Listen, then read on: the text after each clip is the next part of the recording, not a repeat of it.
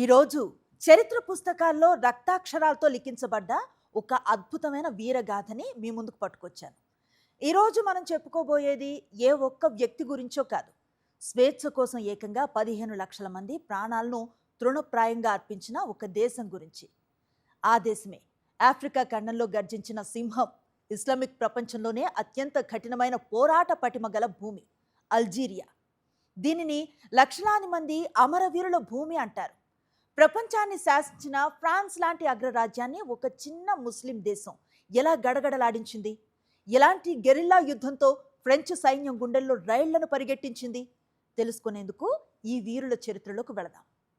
ఆదిత్య 369 సినిమాలో టైం మెషిన్లో వెనక్కి వెళ్తారు కదా, అలా మనం 1830వ సంవత్సరంలోకి వెళ్ళొద్దామా?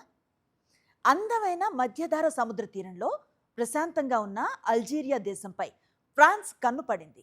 ఆధునిక ఆయుధాలతో వచ్చి అల్జీరియాను ఆక్రమించుకుంది. అక్కడి నుంచి మొదలైంది అల్జీరియన్ల నరకం.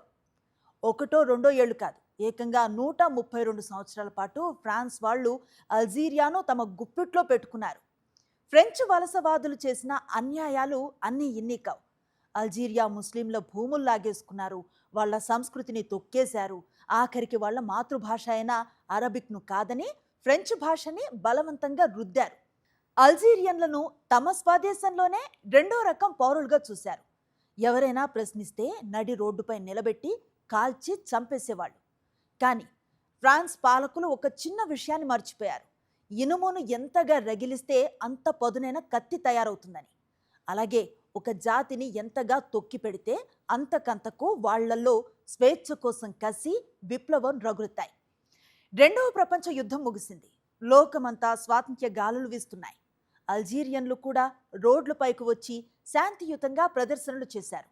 కానీ క్రూరమైన ఫ్రెంచ్ ఆర్మీ ఏం చేసిందో తెలుసా? కేవలం కొన్ని రోజుల్లోనే దాదాపు 45,000 మంది సాధారణ అల్జీరియన్లను ఊచకోత కోసింది. ఆ రక్తపాతం చూశాక అల్జీరియాలో ముస్లిం యువకులకు అర్థమైంది, శాంతి అడిగితే వాళ్ళిచ్చేది శవాల దిబ్బ అని. హక్కుల కోసం అడుక్కోవటం కాదు, ఆయుధం పట్టి శత్రువు గుండెల్లో నుంచి స్వేచ్ఛని లాక్కోవాలి అని. అలా 1954వ సంవత్సరంలో అల్జీరియా విముక్తి కోసం కొందరు వీరులు కలిసి ఒక రహస్య సైన్యాన్ని ఏర్పాటు చేశారు.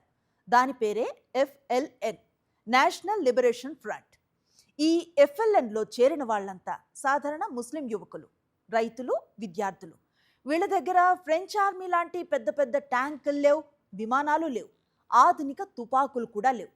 కానీ గుండె నిండా మాతృభూమిపై ప్రేమ, నరనరాల్లో ఫ్రెంచ్ వాళ్లపై కసి ఉన్నాయి. 1954 నవంబర్ 1 దీనిని చరిత్రలో రెడ్ ఆల్ సెయింట్స్ డే అంటారు. FLN సైన్యం ఒకేసారి అల్జీరియా వ్యాప్తంగా ఉన్న ఫ్రెంచ్ సైనిక పోస్టులపై, ఆఫీసులపై దాడులు చేసి యుద్ధం ప్రకటించింది. ఇక అక్కడి నుంచి మొదలైంది అసలైన మైండ్ గేమ్, గెరిల్లా యుద్ధం. అల్జీరియాలో ఉన్న దట్టమైన అడవులు, ఎత్తైన అట్లాస్ పర్వతాలు FLN వీరులకు కోటలుగా మారాయి.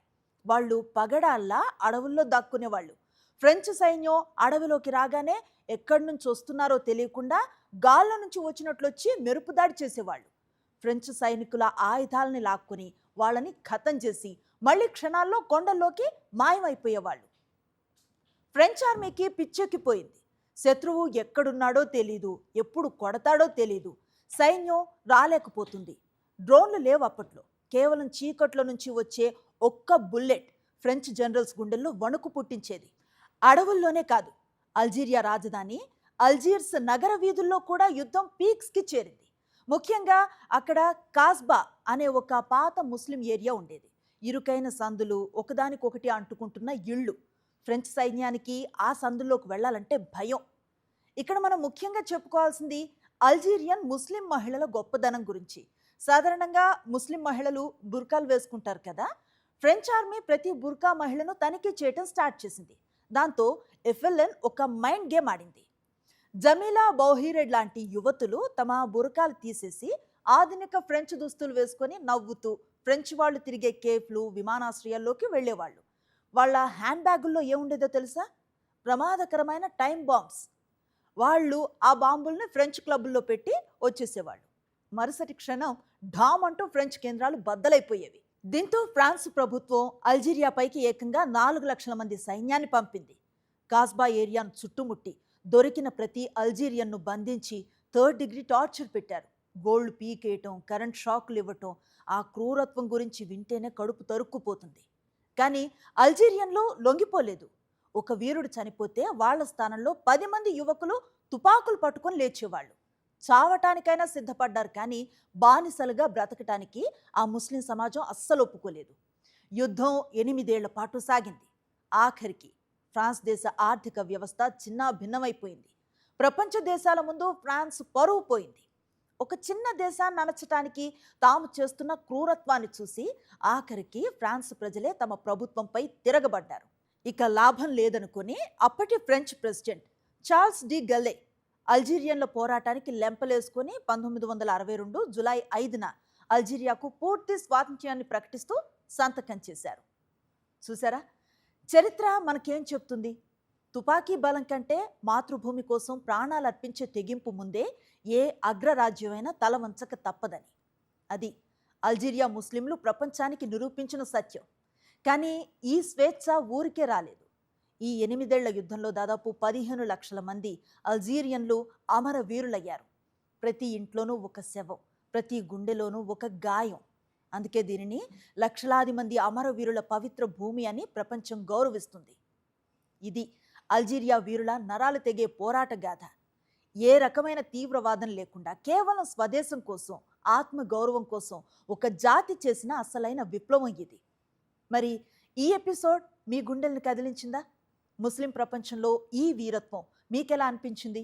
కామెంట్ సెక్షన్లో మీ అభిప్రాయాలు చెప్పడం అస్సలు మర్చిపోకండి. నెక్స్ట్ ఎపిసోడ్లో ఇలాంటిదే మరో అద్భుతమైన దేశ చరిత్రతో, సరికొత్త వీరుల కథతో మళ్ళీ కలుద్దాం.